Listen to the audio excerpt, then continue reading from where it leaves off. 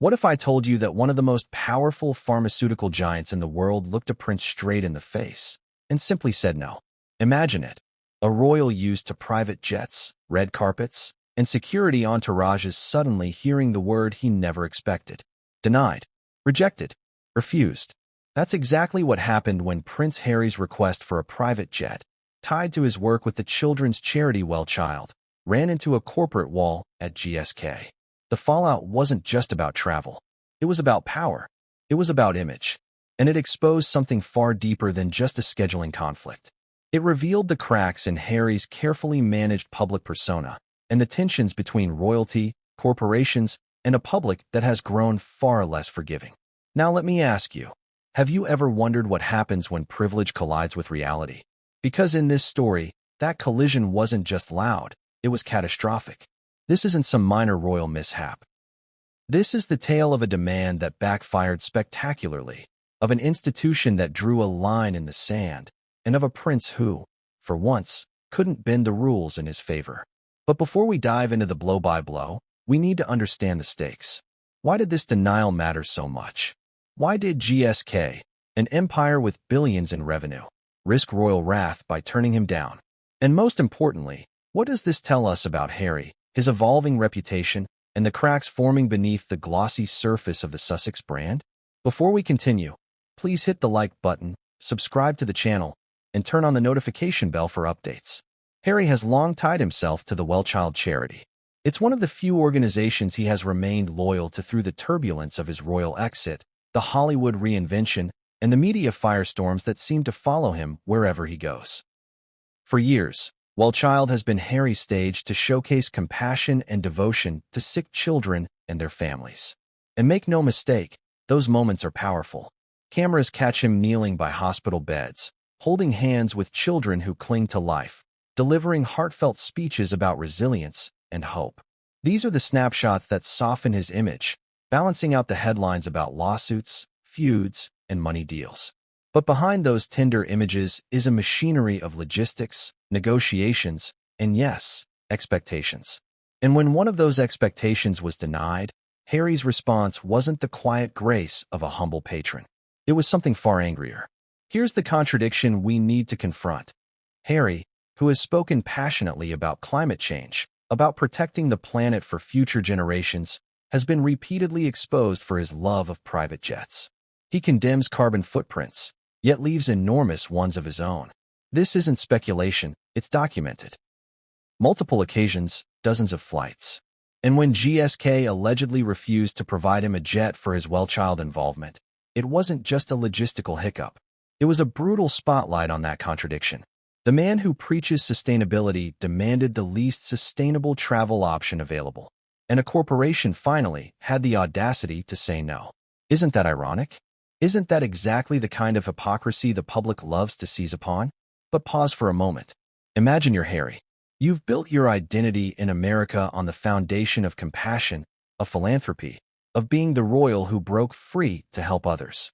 You arrive at every charity event not just as a guest, but as the main act. You expect the stage to be set, the spotlight to be yours, the logistics to be seamless. And then, suddenly, you're told there will be no private jet. You'll have to travel like everyone else. How does that feel? Do you swallow your pride, accept the inconvenience, and show up regardless? Or do you rage behind closed doors, furious that your status doesn't carry the weight it once did? That's the crux of this moment. And that's why this story matters, because it isn't about a plane. It's about a prince confronting the limits of his privilege. And let's be clear, this wasn't just Harry versus an airline. This was Harry versus GSK, one of the most powerful pharmaceutical companies in the world, a company that has built its fortune on medicine, vaccines, and global health. GSK is no small player. Their partnership with Wellchild isn't charity, it's strategy. It's brand alignment. It's carefully managed PR. And to them, a private jet for Harry wasn't just an expense. It was a liability. It was an image problem. Imagine the headline: Pharma giant bankrolls royal's private jet to children's charity while patients can't afford medication. That's not philanthropy. That's suicide. So GSK, in their calculated way, decided enough was enough. And Harry was left fuming. But here's where the story really takes a twist. Harry's fury didn't stay private. It leaked. Whispers from insiders began to circulate about tense conversations, about demands being made, about the refusal echoing through both corporate and royal circles. And suddenly, the world wasn't just seeing the prince who comforts sick children. They were hearing about the prince who couldn't handle being told no. And that, more than any jet, was the real danger. You might be asking yourself, why now? Why this story at this moment? The answer is simple, because Harry's brand has never been more fragile. Between his legal battles in the UK, his waning popularity in America, and the cracks showing in his multi-million-dollar deals, every misstep counts. Every contradiction is magnified, and a story about demanding a private jet, then erupting when denied, feeds perfectly into the narrative his critics have been building for years, that Harry is entitled, hypocritical, and out of touch. Do you see how dangerous that is? And yet, here's the irony. Harry's connection to Wellchild is perhaps the most genuine part of his public life. Unlike commercial deals with Netflix or Spotify, unlike carefully curated speeches at glamorous conferences, his work with sick children is real, raw, and deeply emotional. Parents and patients alike have praised him for years. And now, because of one clash over a private jet, even that authenticity is under threat. Isn't it astonishing how quickly reputation can unravel? As we move through this story, we'll uncover the behind-the-scenes conversations, the corporate calculations, and the royal reactions that turned this into more than a scheduling mishap.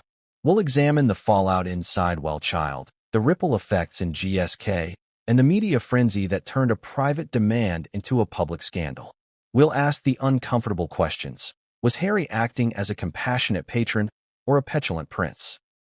Did GSK act out of principle or out of fear of bad optics? And most importantly, what does this clash reveal about the evolving role of royalty in a world that increasingly values accountability over privilege? Because make no mistake, this is more than just one embarrassing headline. This is a turning point, a moment where the veil of invincibility slipped, where a prince had to face the word no, and where that denial echoed louder than any royal speech or charity event. And as you'll soon see, the consequences of that single refusal would spiral into something far bigger than anyone imagined. But here's the question you need to keep in mind as we dive deeper. Was this the first time Harry was denied, or was it simply the first time the world found out? Because what came next would change everything, and no one saw it coming. Why would one of the most powerful pharmaceutical companies in the world dare to turn down a prince's request? That's the question everyone asked the moment whispers about GSK's private jet denial began to circulate. Think about it. This is Prince Harry we're talking about. The man whose name alone guarantees global headlines. The man whose every move is scrutinized, dissected, and spun into stories that can dominate the news cycle for weeks. Yet here was GSK, a corporate titan, refusing to play along. The audacity of it shocked insiders. But was it really audacity, or was it strategy? Let's strip this down. At its core, this was a collision between two titans of influence, a royal name versus a global corporation. Harry believed his status, his connection to Wellchild, his long-standing role as patron, entitled him to certain privileges. After all, hadn't he been the face of compassion at their galas, the emotional anchor for sick children and their families, the very reason Wellchild enjoyed global attention? But GSK didn't see it that way. To them, this wasn't about Harry's emotional speeches or heartfelt hugs caught on camera. This was about cost, accountability, and brand protection. And that's where everything began to unravel. Ask yourself this. If you were a GSK executive, what would you fear more, offending a prince or igniting a PR scandal about funding his luxury travel while millions struggle to afford medication? The choice becomes clear. The risks of indulging Harry's request outweighed the benefits. But Harry didn't see it that way. To him, the denial wasn't just a rejection of convenience. It was a rejection of status, of recognition, of respect. And that's where the rage began to brew. The irony here is almost cinematic. For years, Harry positioned himself as the relatable royal, the down-to-earth prince who shed palace privilege to live as one of us. Yet behind the scenes, those old royal instincts remained alive and well. The expectation of deference, the assumption of special treatment. The shock when reality intervenes. Isn't that the contradiction at the heart of this story?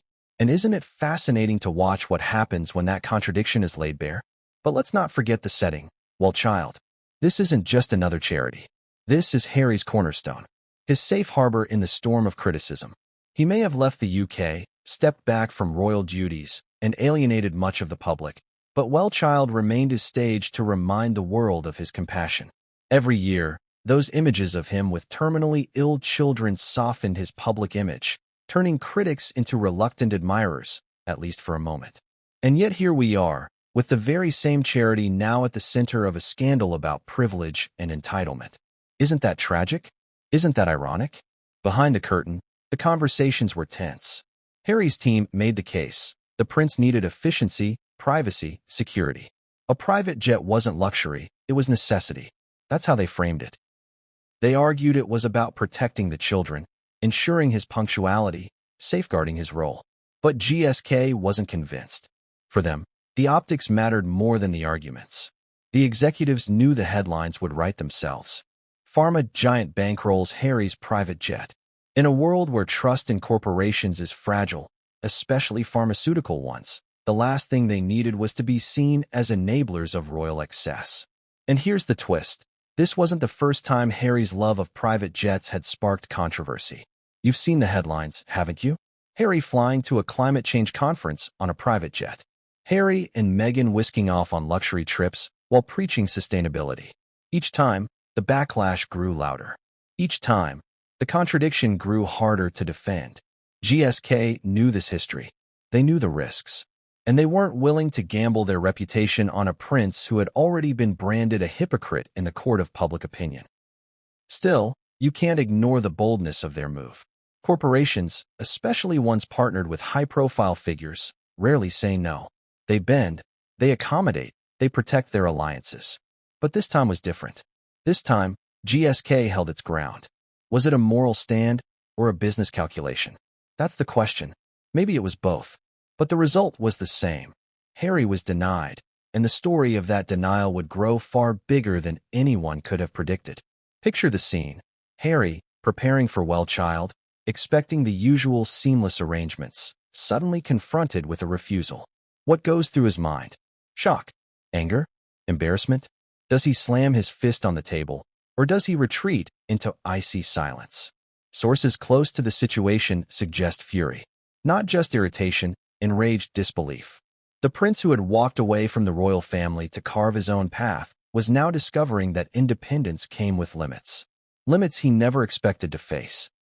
Limits that reminded him, brutally, that his power was no longer absolute. And isn't that the heart of this story? The clash between past privilege and present reality. Between the boy who grew up in palaces and the man who must now negotiate with corporations like everyone else. Between entitlement and accountability. That's why this chapter matters. Because it's not just about a jet. It's about a prince grappling with the erosion of his status, and the world finally seeing him as fallible, vulnerable, human, and yes, hypocritical. But here's where the tension really spikes. GSK didn't just say no. They said no loudly enough that whispers began to spread. Insiders began to talk. The refusal didn't stay behind closed doors. It leaked. And that leak would ignite a storm far bigger than the denial itself. Because what happened next would send shockwaves through corporate boardrooms, royal palaces, and the media alike. And it all began with a single leaked message that no one was supposed to see. What happens when a prince hears the word no? Not just whispered politely, but firmly, decisively, and without apology. That was the reality Prince Harry faced when GSK denied his private jet request. And if you think he took it with quiet dignity, think again. The reaction inside Harry's camp, according to those close to the situation, was nothing short of volcanic. Rage, disbelief, frantic phone calls. Because in his world, refusals weren't just inconvenient. They were personal. Imagine the scene. Harry is in his Montecito home, already juggling the chaos of public opinion, ongoing lawsuits, and the delicate balancing act of Brand Sussex. The Wellchild event was supposed to be straightforward, even redemptive. A chance to appear as the compassionate prince once again, photographed with sick children, delivering heartfelt lines that could restore some of the shine lost in recent years. But instead, the mood shifted. Instead of talking about speeches, schedules, and camera angles, his team was suddenly consumed with one humiliating problem. The plane was not coming.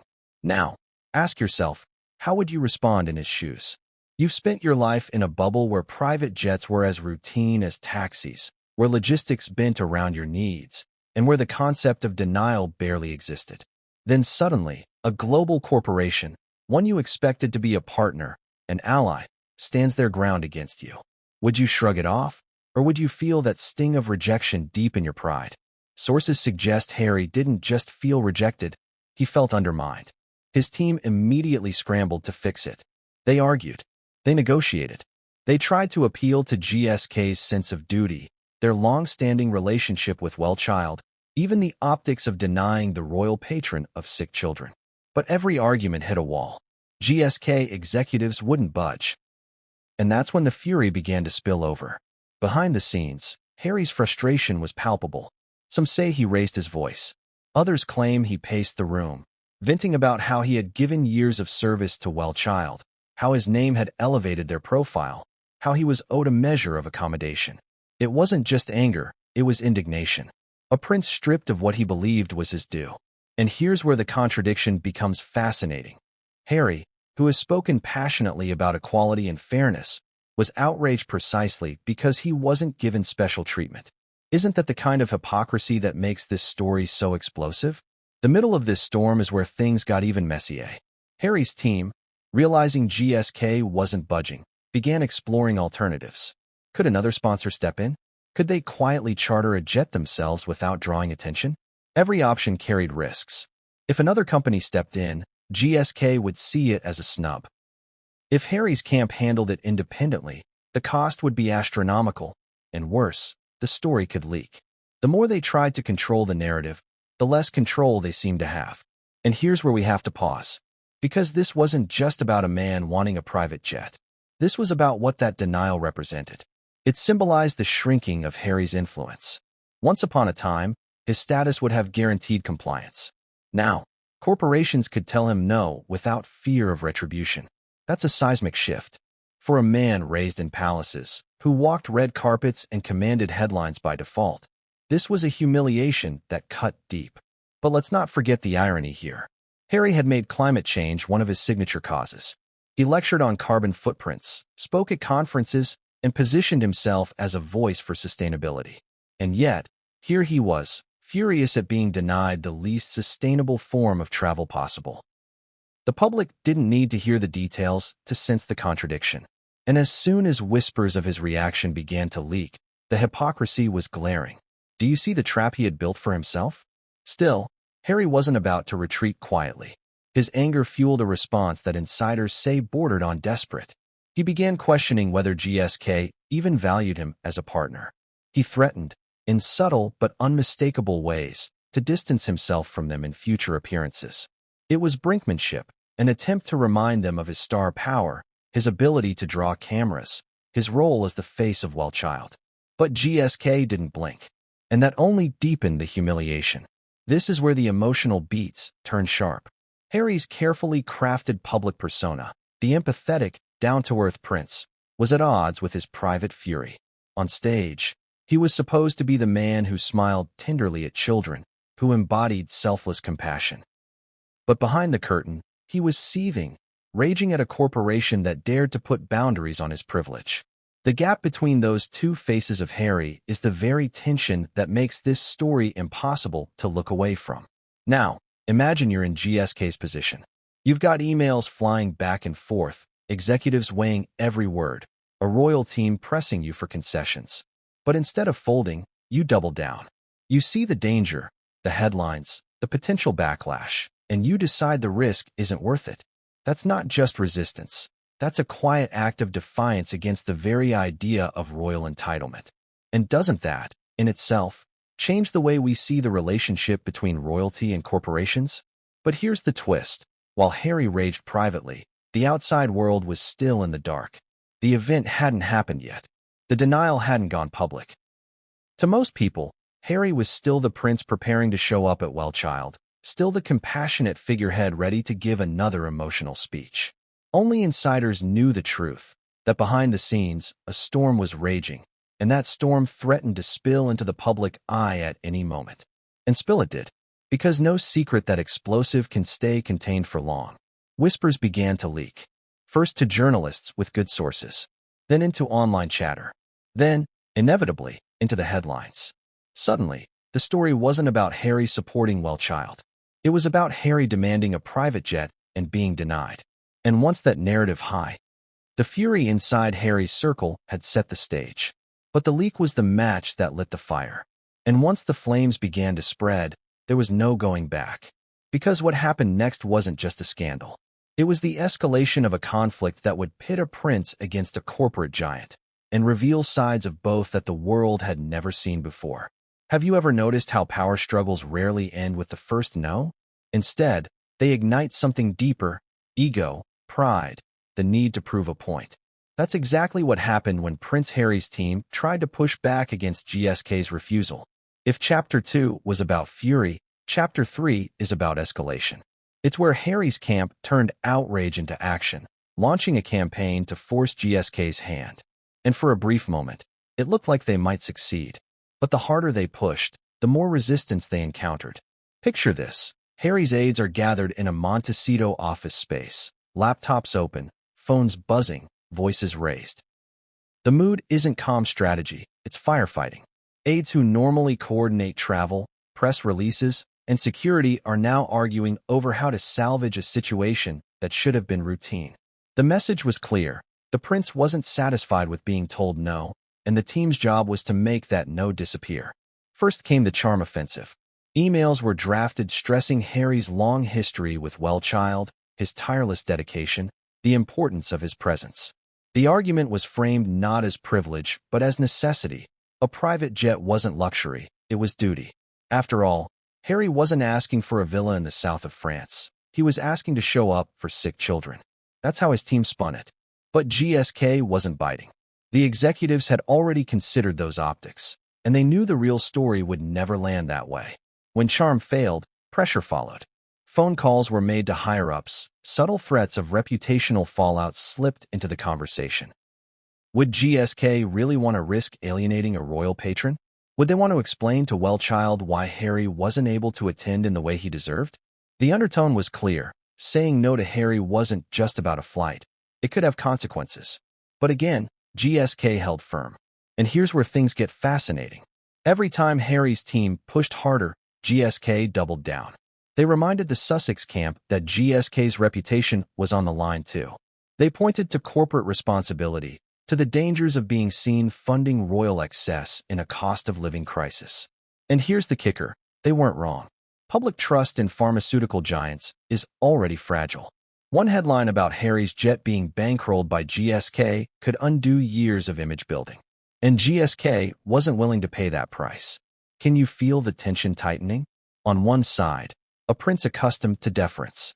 On the other, a corporation that had learned to weather storms of scrutiny. It was a stalemate. But one charged with emotion, frustration, and rising stakes. Now let's pause for a moment. Because this is where irony rears its head again. Harry, who had positioned himself as someone who broke free from the monarchy's machinery to live independently, was now doing exactly what palace courtiers once did for him. Lobbying, pressuring, bending the rules to serve his convenience. Isn't it striking how quickly old habits resurface? Isn't it revealing that even stripped of titles and official duties, he still expected the world to bend around him? But here's where the story takes a darker turn. The pressure campaign wasn't just about Harry's pride. It began to strain Wellchild itself. Staff who had always seen Harry as a genuine champion now found themselves caught in a tug-of-war. On one side, their royal patron. On the other, their corporate lifeline.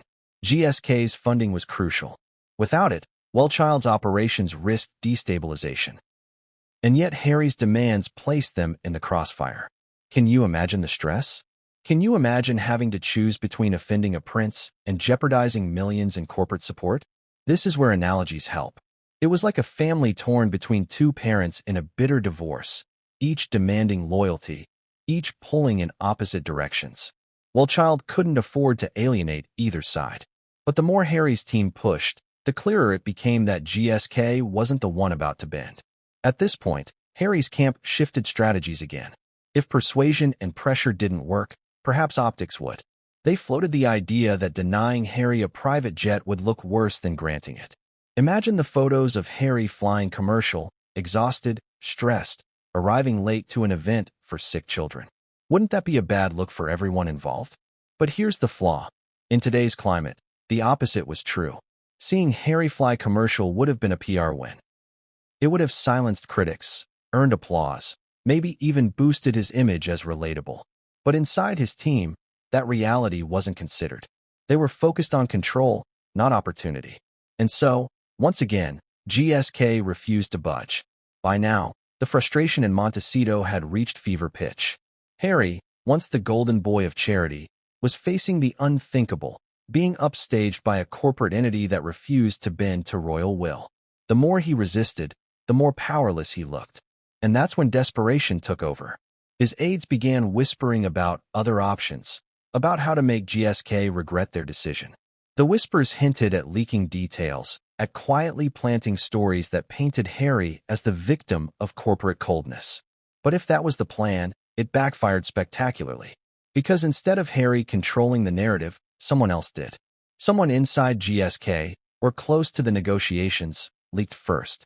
And that leak told a very different story. It wasn't about a compassionate prince denied the tools he needed to help children. It was about a furious royal demanding special treatment and being told no. And with that, the power struggle tipped. Harry hadn't just lost the jet. He had lost control of the story. But here's the cliffhanger. If you think this leak was the end of it, think again. It was only the beginning. Because what came next wasn't just whispers in boardrooms or Montecito offices. It was headlines, memes, and a full-blown media circus that dragged Harry's contradictions back into the spotlight in a way he could no longer escape. What happens when the skeletons in your past suddenly come back to life? Just when you need them buried the most. For Prince Harry, Chapter 4 of this saga was nothing less than a brutal reminder that the past never really goes away. Because the minute GSK's refusal leaked, it wasn't just about this one private jet.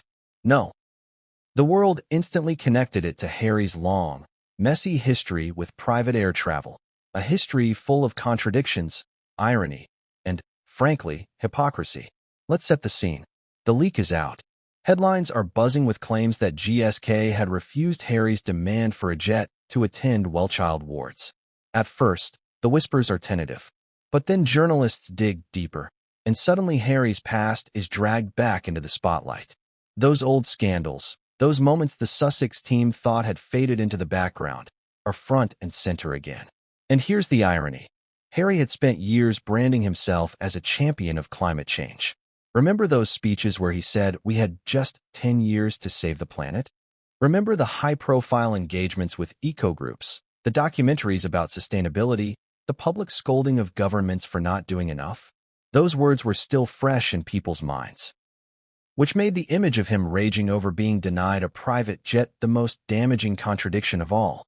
Journalists wasted no time in digging through the archives. One by one, the private jet trips resurfaced. The lavish vacations, the sudden getaways, the conference appearances that ended with Harry and Meghan hopping onto a luxury aircraft rather than flying commercial. Each example was like fuel to the fire. And it wasn't just tabloids pouncing. Mainstream outlets, commentators, and social media voices all sharpened their knives. But perhaps the most infamous moment to resurface was the so-called Jetgate scandal of 2019. Do you remember it? Harry and Meghan had flown on private jets multiple times in just a matter of weeks, ironically right after giving speeches about reducing carbon footprints. The backlash had been fierce. They had scrambled for excuses, even claiming that private jets were necessary for their family's safety. Celebrities like Elton John stepped in to defend them, insisting they had offset the carbon costs. But the damage had been done. The couple had been branded hypocrites. And once a label like that sticks, it's nearly impossible to erase. Now here we were again. Another private jet scandal, another moment where Harry's words and actions collided violently. And this time, it wasn't tabloids exaggerating. It was a multinational corporation refusing to indulge him. The optics were devastating. Do you see the trap? Harry had spent years telling the world to do better, to live sustainably, to travel responsibly. And yet, here he was, furious over not getting the most unsustainable form of travel possible. That contradiction practically wrote its own headlines. But let's not stop there. The media also seized on the symbolism. Think about it. A prince, once cocooned in privilege, now stripped of automatic deference, forced to beg for luxury accommodations, and being denied. It wasn't just scandalous. It was humiliating. For critics, it was proof of everything they'd been saying all along, that Harry was entitled, out of touch, and increasingly irrelevant. And for his supporters, it was a gut punch, because even the most loyal fans struggled to defend the optics of this one. The irony cut even deeper when you looked at the timing. Around the same period, Harry had been giving talks about corporate responsibility, about holding institutions accountable. He had positioned himself as a voice for justice, fairness, and equality. And yet, the leaked story suggested he wasn't holding himself to the same standards. Isn't that the kind of contradiction that breaks trust? Isn't that exactly why the media pounced so hard? And it wasn't just Harry's image at stake. Meghan's name inevitably got dragged into the scandal. Commentators speculated. Was she behind the insistence on a jet? Did she push him to demand it? Or was she advising him to back down? The speculation became its own circus. Social media lit up with debates, jokes, and memes. One meme showed Harry with a speech bubble about saving the planet, next to an image of a private jet. Another showed Meghan with the caption, "But how else will we get to the children on time?" The mockery was relentless. But the most brutal irony was this. The public wasn't just angry at Harry for hypocrisy. They were entertained. Scandals like this don't just damage, they amuse. And when your downfall becomes a punchline, that's when you know the damage has sunk in deep. Now let's step back. Why does this matter so much? Why do private jets matter more than any other detail? Because they symbolize privilege in its purest form. For ordinary people struggling with gas prices, rising energy bills, and the climate crisis, seeing a prince fight for a private jet is like rubbing salt into a wound. It's a symbol of the gap between his world and everyone else's. It's a reminder that while he talks about responsibility, he still expects exceptions. And that gap, the contradiction between words and actions, is what fuels outrage. But here's the kicker. Harry's past mistakes might have stayed buried if not for GSK's refusal. The denial reignited every old scandal, every past criticism, every label of hypocrisy.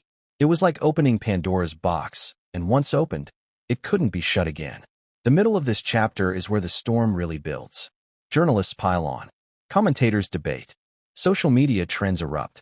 Hashtags about hypocrisy climb the charts. Memes spread faster than official statements. Harry's team scrambles, but every attempt at damage control falls flat. Because the story isn't just about this one moment. It's about a pattern. And patterns are harder to spin away. And that's the problem. When a scandal is isolated, you can excuse it. When it's a pattern, it becomes identity. Harry wasn't just caught asking for a private jet. He was now the prince who preaches green and flies private. That label is sticky. It sticks to every new headline, every fresh story, every future appearance. It becomes a lens through which the public sees him, whether fair or not. By the end of this chapter, the damage is clear. What began as one denied request had spiraled into a full-blown narrative crisis. And just when Harry's team thought they had seen the worst of it, just when they thought the backlash had peaked, the storm took an even darker turn. Because the media wasn't done digging. They wanted more. And what they uncovered next would strike not just at Harry's hypocrisy, but at his very connection to Wellchild itself. Because what came next would change everything, and no one saw it coming. Imagine being caught between two forces you desperately need.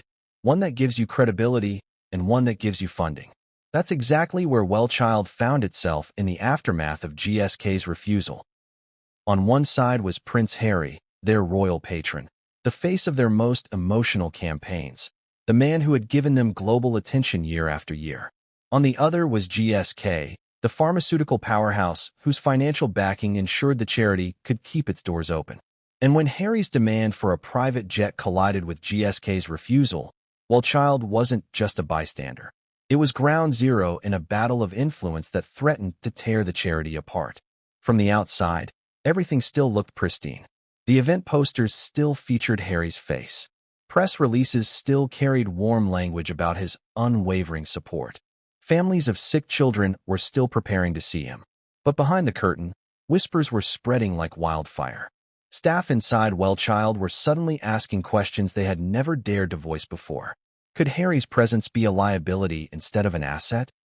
Could the very patron who had elevated their profile now end up dragging their reputation into scandal? And here's where the contradictions get painful. Wellchild had always seen Harry as genuine. Staff remembered the countless hours he spent with children, the tears he wiped away, the speeches that seemed to come straight from the heart. Parents trusted him. Kids adored him. Unlike the glitzy Hollywood deals or the polished Netflix productions, his connection to Wellchild felt raw and real. Which is why this moment stung so badly. Because suddenly, that genuine bond was overshadowed by whispers of entitlement. How do you reconcile a man who kneels beside hospital beds with a man furious over not being handed a private jet? Inside the charity, the divide was clear. Some staff defended him passionately. They argued that Harry deserved compassion too, that his role required security, discretion, and efficiency. Others weren't so forgiving. They saw the contradiction. They worried about the headlines. They whispered about hypocrisy. The clash wasn't just external anymore. It was internal. Wellchild itself was fracturing under the weight of the scandal. Meanwhile, GSK's executives were stone-faced. They weren't about to budge. And Wellchild, caught in the middle, felt the pressure mounting from both sides. Imagine sitting in a meeting where one camp is pleading for harmony, reminding everyone of the children at the center of it all, while another camp is staring at budget sheets, sponsorship agreements, and the cold reality of losing a corporate giant. The tension must have been unbearable. And then came the moment that changed everything. The email. Insiders whisper that it wasn't supposed to see the light of day. It was an internal message, circulated among GSK staff and Wellchild liaisons, confirming the refusal in blunt, unmistakable terms. No special treatment. No private jet. Not this time. But as with all things explosive, it leaked. Someone, whether out of principle or frustration, forwarded it. And suddenly, Wellchild staff found themselves staring at words that could ignite a firestorm if they ever reached the press. Can you imagine the sinking feeling? Reading in black and white that a prince had asked for privilege and been denied? Knowing that if that message slipped into the wrong hands, the scandal would explode tenfold? For Wellchild staff, it was like holding a live grenade. They scrambled to contain it, to keep it quiet, to reassure themselves it would never spread. But deep down, they knew the truth, secrets that damaging never stay buried for long. And that's when morale began to falter. Some staff quietly asked whether Harry's role was worth the risk. Others whispered about distancing the charity from the Sussex brand altogether. For the first time, Wellchild wasn't just benefiting from Harry's star power, it was being poisoned by it. Isn't that tragic? Isn't that the ultimate irony, that the very man who had elevated their cause could now bring it crashing down? But let's not forget the families. Parents who had watched their children's lives transformed by Wellchild's support began to ask their own questions. If Harry's name became toxic, would donations fall? Would GSK pull out? Would services shrink? For them, this wasn't about privilege or hypocrisy. It was about survival. And the fact that their children's futures were now caught in a power struggle between a prince and a corporation must have felt unbearably unfair. The middle of this chapter is where the weight of that email truly hits. Because inside Wellchild, silence wasn't an option anymore. Staff had to decide, protect Harry at all costs, or protect the charity's long-term reputation. And the more they debated, the more fissures formed. Some saw Harry as irreplaceable, the beating heart of their public image. Others saw him as a ticking time bomb. And here's where we hit another irony. For years, charities like Wellchild had sought royal patrons for prestige, visibility, and credibility. It was supposed to be a gift, a blessing. But in this moment, that blessing felt like a curse. And Wellchild was learning the hard way that royal connections come with as much risk as reward. By the end of this chapter, the stage is set for disaster. The email exists. The whispers are growing louder. The staff are divided. And outside, the media sharks are circling, desperate for fresh scraps of scandal. It's only a matter of time before the truth spills beyond the walls of boardrooms and into the headlines. Because what happened next wasn't just about a leaked email. It was about a story escaping control, tearing through the press, and dragging Harry's contradictions into a spotlight brighter than anything he had ever faced. And once it hit the public eye, there would be no going back. What happens when the truth you've tried to bury suddenly bursts into the open, flashing across headlines, screens, and social feeds for the entire world to dissect? That's exactly what Harry faced in Chapter 6, the leak of the email. What started as whispers inside boardrooms and hushed conversations among staff transformed into a full-blown firestorm when that internal GSK message, blunt, unambiguous, and humiliating, made its way into the hands of journalists. The language of the email itself wasn't dramatic. In fact, that's what made it so devastating. Corporate memos are designed to be clinical, unemotional, matter-of-fact. But in its simplicity, the email struck like a hammer. Prince Harry's request for a private jet has been reviewed and cannot be accommodated. No exceptions. No explanations about security. No platitudes about gratitude. Just a curt denial. In other words, a prince, stripped of privilege, treated like any other request in a queue, and shot down. Once that email leaked, the narrative wasn't Harry's to control anymore. Journalists pounced. Headlines screamed across tabloids and broadsheets alike. GSK denies Harry's private jet demands. Prince told no. Charity event turns sour. Some outlets went further, hinting at tantrums and fury behind closed doors. Even when Harry's team scrambled to spin the story, their words couldn't erase the blunt, undeniable text of that email. It was proof. Cold, hard proof. And in the court of public opinion, proof is all that matters. Now imagine Harry's reaction when he first saw the coverage. Think about it. He had already raged privately at the denial. He had already fumed at the idea of traveling without the convenience he believed was his right. But seeing it splashed across global news outlets, seeing his name paired with words like demand, privilege, and entitled, that must have felt like betrayal at its deepest. It wasn't just about GSK anymore. It was about someone, somewhere, choosing to leak what should have remained hidden. To Harry, that meant exposure, vulnerability, and humiliation on a scale he couldn't control. But here's the twist. The public didn't respond with outrage at GSK. No one said, "How dare they deny a prince?" Instead, the reaction overwhelmingly turned against Harry. Social media lit up with sarcasm and memes. Twitter threads mocked him as the carbon footprint prince. Instagram reels contrasted his climate speeches with stock images of private jets. TikTok users created skits about him demanding champagne and caviar mid-flight. The ridicule was merciless. And worse, it was entertaining. When the public isn't just angry but laughing at you, your reputation suffers wounds that never fully heal. And what about GSK? Far from being vilified, they were praised. Commentators framed the corporation as standing up for accountability. Finally, one editorial said, "A company brave enough to say no to royal excess." Instead of reputational damage, GSK found themselves basking in unexpected goodwill. To the world, they weren't villains denying a prince. They were principled actors protecting fairness. Do you see how backwards this was from what Harry expected? The very refusal that enraged him had elevated GSK in the eyes of the public. Now let's return to Wellchild, because they were stuck in the middle. For them, the email leak was a nightmare. Every headline tied their name to Harry's fury. Every article reminded readers that the charity's royal patron was at the heart of a scandal about privilege. Parents of sick children, once eager to attend the event, began asking uncomfortable questions. Would this controversy overshadow the purpose of the night? Would cameras focus more on Harry's jet drama than on the children's courage?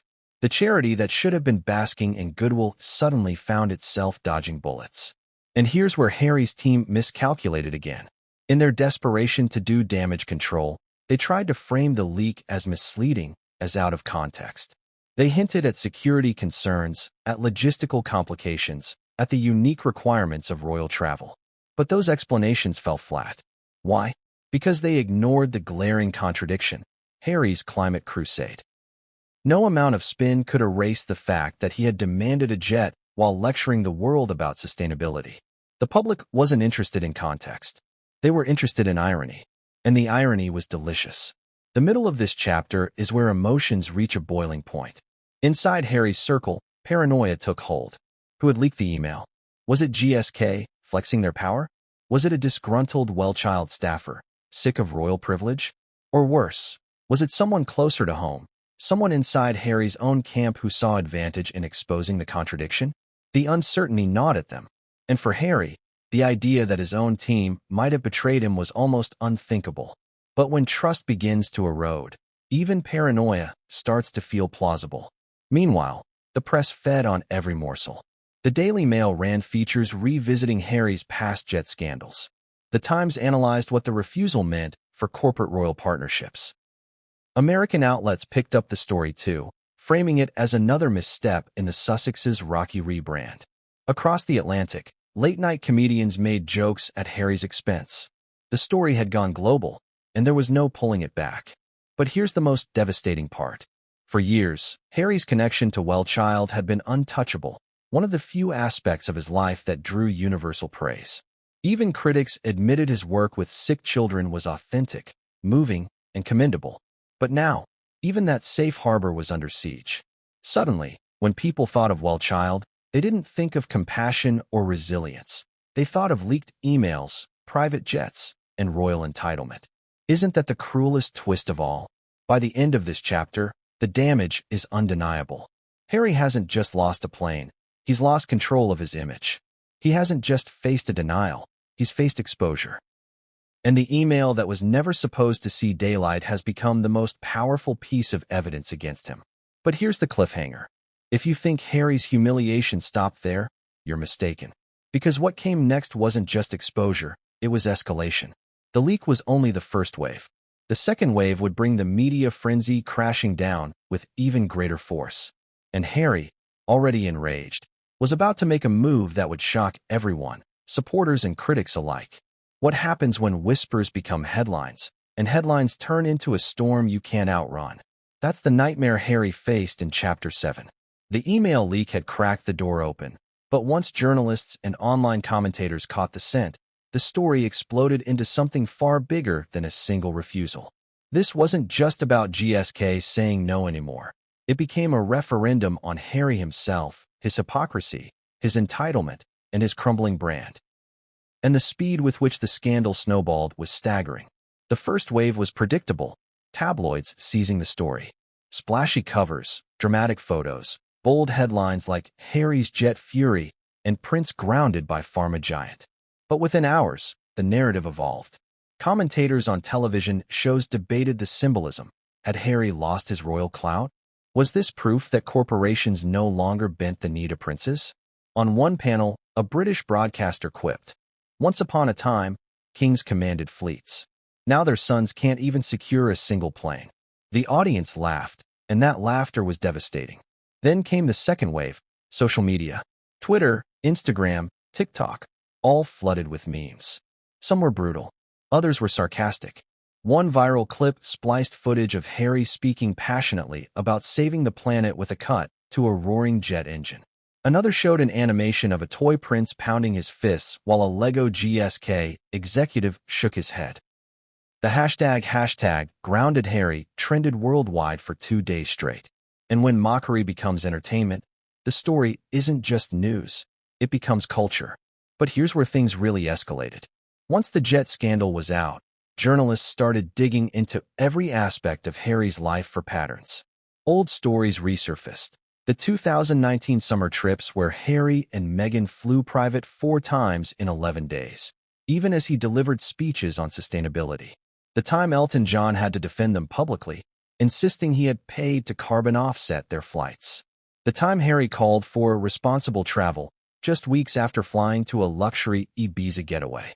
Each resurfaced moment poured gasoline on the fire, painting a portrait of a prince who preached one thing and practiced another. And the irony wasn't lost on the public. Ordinary people struggling with energy bills, facing the effects of climate change, scrolling through endless doom-laden headlines about the planet's future, now saw Harry raging over a denied private jet. The symbolism was too sharp to ignore. He wasn't just out of touch. He was, in their eyes, the embodiment of hypocrisy.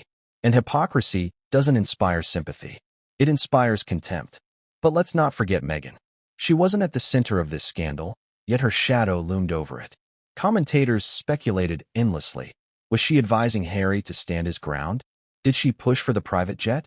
Or was she, as some suggested, the more pragmatic voice urging him to drop the fight?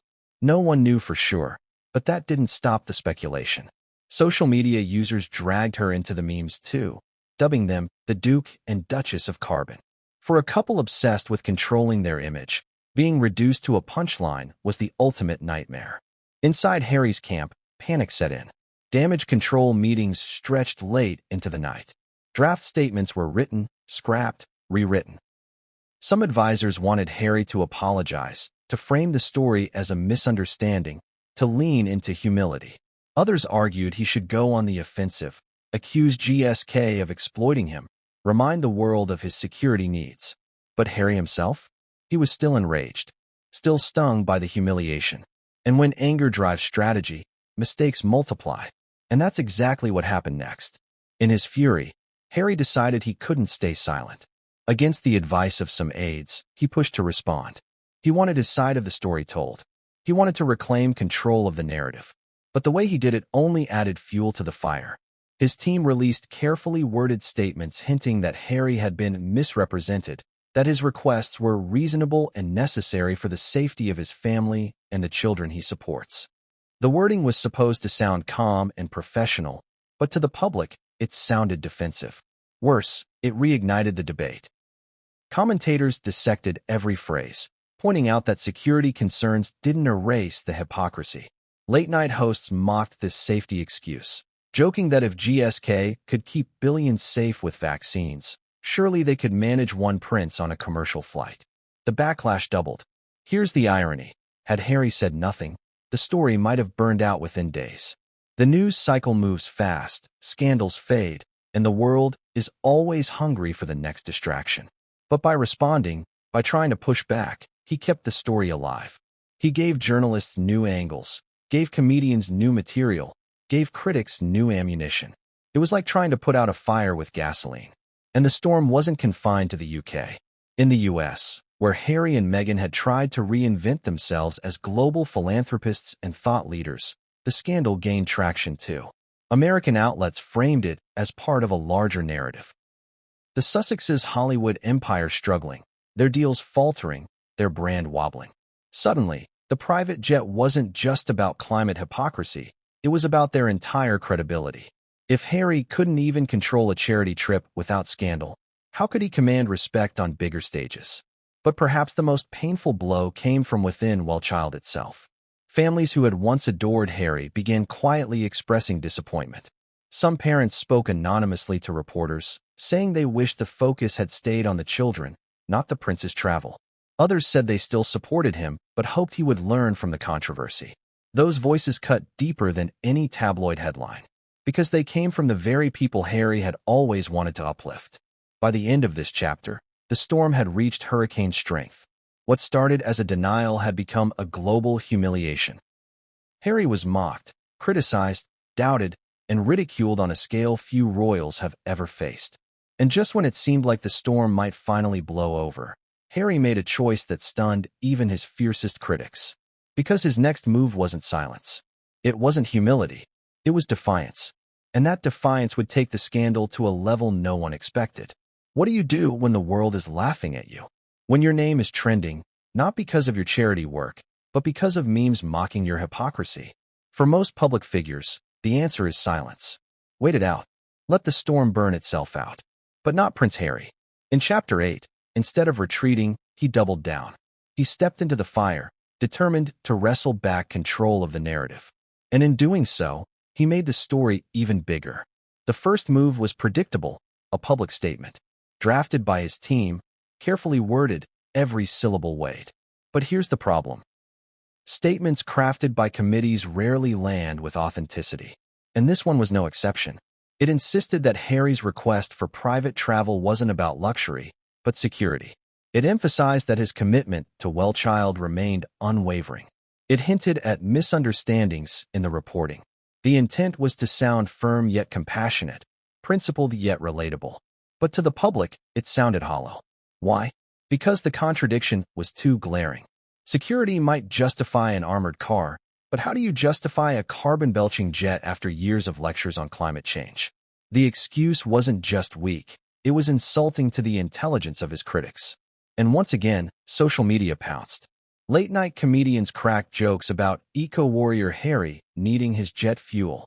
Commentators labeled the statement tone-deaf. One viral tweet summed it up. If you have to explain why your luxury jet is reasonable, you've already lost the argument. Still, Harry wasn't done. He wanted his voice heard, not just through press releases, but directly. So he agreed to do a media appearance. Advisors argued against it, but Harry was adamant. He wanted to look into cameras, speak from the heart, and set the record straight. He believed that if people could see his sincerity, they would understand. But sincerity doesn't erase contradiction. The interview was arranged with a sympathetic outlet, an American network known for being kinder to the Sussexes than the British press. On screen, Harry leaned into his usual strengths: earnestness, eye contact, a steady tone of voice. He talked about his passion for Wellchild, about the children who inspired him, about the importance of being present for them. And then he addressed the scandal. He said the request for private travel had been blown out of proportion. He repeated that it was about safety, about efficiency, about protecting vulnerable children from disruption. He tried to pivot, framing the conversation around compassion rather than convenience. But the problem wasn't what he said. It was what he didn't say. Not once did he acknowledge the contradiction. Not once did he admit that demanding a jet clashed with his climate advocacy. Not once did he express humility. And that omission was fatal. The reaction was brutal. Commentators tore the interview apart. Headlines screamed, "Harry defends private jet fury, blames misunderstandings." Clips of him talking about safety were spliced next to images of private jets, drawing derisive laughter. Even normally sympathetic voices admitted he had missed the mark. One American journalist put it bluntly: "He came to put out a fire, but he forgot to bring water." And here's where the spiral tightened. The more Harry defended himself, the more oxygen he gave the scandal. Instead of fading, it grew. Instead of moving on, the press kept digging. GSK issued a brief statement of their own, confirming they had policies in place for equitable resource allocation and do not make exceptions. They didn't mention Harry by name, but they didn't have to. The implication was clear. Yes, we denied him. Yes, we stood by it. And with that, the corporation looked principled while Harry looked petulant. Now imagine the mood inside Montecito. Meghan reportedly urged restraint, advising Harry to stop feeding the fire. But Harry, still furious, couldn't let it go. His pride was wounded, his authority challenged, and the idea of being mocked globally gnawed at him. Instead of retreat, he planned escalation.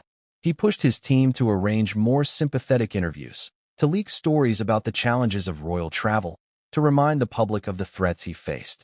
He wanted the focus back on danger, not indulgence. But once again, it backfired. Stories about security threats were met with skepticism. Critics pointed out that countless world leaders, celebrities, and high-profile figures managed to fly commercial with heavy security. Others noted the irony of Harry choosing to live in California, far from royal protection, while insisting he required extraordinary measures just to travel. The more he insisted on his exceptionalism, the more out of touch he seemed. And then came the cultural backlash. Memes and hashtags were one thing, but soon, Harry's scandal became late-night comedy fodder. One sketch showed an actor playing Harry at an airport, arguing with staff. "But don't you know who I am?" The punchline: "Yes, sir, you're the one who wants to save the planet. From everyone but yourself." The audience roared with laughter. Clips of the sketch went viral. Harry's name became shorthand for hypocrisy. And once you become a punchline, how do you claw your way back? The most painful blow came from within Wellchild itself. Though publicly the charity remained supportive, insiders whispered about frustration. One staffer was quoted anonymously saying, "The focus should be on the children, not his travel arrangements." Another admitted morale was suffering because the scandal had overshadowed the event's purpose. For Harry, that was devastating. His one safe harbor, his one place of genuine connection, was now tainted. And he had done it to himself. By the end of this chapter, the walls were closing in. Harry had spoken. He had defended. He had doubled down. And yet, the storm only grew louder, harsher, more humiliating. Instead of sympathy, he found mockery. Instead of support, he found skepticism. And the narrative that once painted him as a compassionate rebel prince was calcifying into something far darker, entitled, hypocritical, and desperate. But here's the cliffhanger. Just when Harry thought he could endure no more ridicule, the story took a turn he didn't expect. Because it wasn't just the press or the public he had to worry about now. Someone closer to home was about to weigh in, and their voice carried more power than all the headlines combined. What happens when a corporate giant decides it won't just stay silent, but finally speaks out? For weeks, GSK had played the role of the quiet powerhouse. They had refused Harry's demand, endured the backlash, and allowed the prince to stumble over his own contradictions. But in Chapter 9, that silence broke. Whether by official statement, selective leaks, or carefully placed briefings, GSK's side of the story emerged, and it changed everything. Because once the corporation spoke, Harry's carefully crafted narrative crumbled even further. Let's rewind for a moment. Up to this point, Harry had painted himself as misunderstood. His team insisted his requests were about security and efficiency, not luxury. They tried to turn the story into a question of safety, of necessity. But GSK, a company worth billions, wasn't about to let that version of events stand unchallenged. Too much was at stake. Their brand, their reputation, their credibility as a responsible corporate actor, all of it hung in the balance. And so, with calculated precision, they stepped into the spotlight. The first move wasn't a fiery press release, it was subtler. A leak to a respected business outlet, presenting GSK's refusal not as arrogance, but as policy. Anonymous executives explained that the company had strict rules in place. No special privileges, no exceptions, especially not ones that could damage their reputation. They stressed the importance of accountability. They hinted that indulging Harry's request would have been reckless in an age when public trust in Big Pharma is already fragile. The message was clear, they weren't being petty. They were being responsible, and the public loved it. Commentators applauded GSK for taking a stand. Headlines praised their commitment to equality. One editorial even declared, "Finally, a corporation treats a prince like the rest of us." The irony was delicious. A pharmaceutical giant, often criticized for greed and excess, was suddenly being hailed as the principled hero in a battle against royal entitlement. Do you see how upside down that is? A pharma giant outshining a prince in moral credibility. That's how far Harry had fallen. But the blows didn't stop there. GSK's allies, partners, insiders, and even other charities quietly began adding their voices. One source told a journalist that Harry's team had been persistent to the point of aggression. Another described the demands as tone-deaf in the current climate. Each new detail painted the same picture.